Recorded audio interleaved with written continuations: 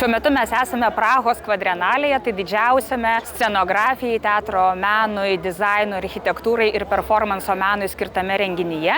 Ir galerija Arka šiemet yra Prahos kvadrenalės Lietuvos nacionalinio paviljono ambasadorė.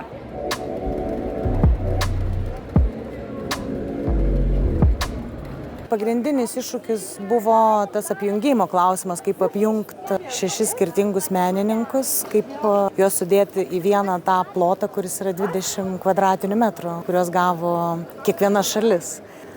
Tai ekspozicijai buvo pasirinktas toks kaip pagrindinis simbolis krikštas. Krikštas tapo kiekvienos scenografės spektaklio video montažo namais.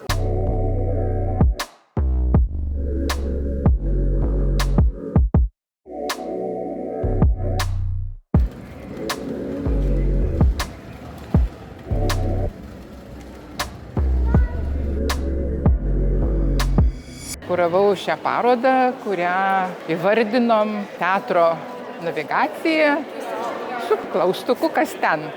Kadangi galvojome apie ateitį, tai visada ateitis tokia neaiški, galim tik fantazuoti. Tai tas kas ten klaustukas toks ir tiko, o teatras padėtų turbūt tą klausimą atsakyti.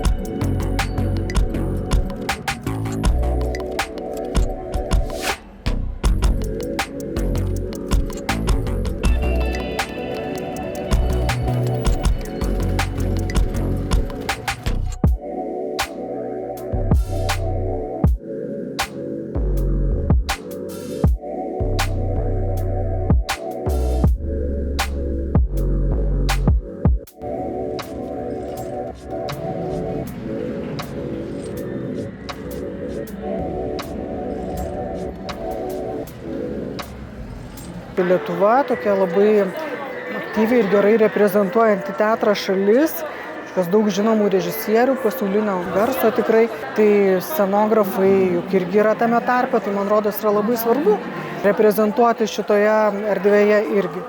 Studentams ypatingai, kaip būsimiems teatro profesionalams, yra svarbu dalyvauti, juk čia atkeliavęs tu tikrai pamatai koncentraciją scenografinio lauko, visų naujovių, viso statuso įvairių šalių, tai yra labai svarbu suprasti, kuriame taške tu esi, kur link tu turi judėti.